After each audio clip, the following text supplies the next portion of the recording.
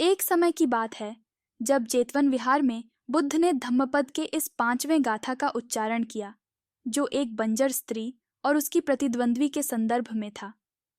एक घराने में एक ऐसी स्त्री थी जो बंजर थी। बाद में उसके पति ने दूसरी शादी कर ली। विवाद तब शुरू हुआ जब बड़ी पत्नी ने दूसरी पत्नी का गर्भपात करा दिया, जिससे वह प्रसव के दौरान मर गई।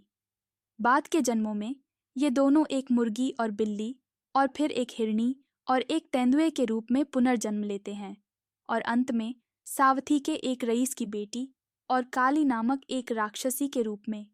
राक्षसी कालिखिनी अपने बच्चे के साथ भाग रही महिला का पीछा कर रही थी। जब महिला को पता चला कि बुद्ध नजदीक ही जेतवन विहार में धार्मिक प्रवचन दे रहे हैं, वह बुद्ध के पास भागी और अपने पुत्र को उनके चरणों में सुरक्षा के लिए रख दिया। राक्षसी को विहार के रक्षक देवताओं द्वारा दरवाजे पर रोक दिया गया और प्रवेश से मना कर दिया गया। बाद में उसे अंदर बुलाया गया और बुद्ध ने दोनों को फटकार लगाई। बुद्ध ने उन्हें बताया कि कैसे उनका झगड़ा एक सामान्य पति की पत्नियों, एक बिल्ली और एक मुर्गी और एक हिरनी और एक तेंदुआ के रूप में चला आ रहा था। उन्हें यह भी दिखाया गया कि घृणा केवल और अधिक घृणा का कारण बन सकती है, और यह केवल मित्रता, समझ और सद्भावना के माध्यम से ही समाप्त हो सकती है।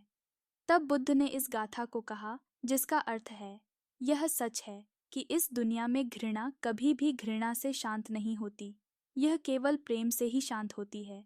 यह एक सनातन कानून है। प्रवचन के अंत में राक्षसी को सोतापत्ति फल प्राप्त हुआ और लंबे समय से चली आ रही दुश्मनी समाप्त हो गई।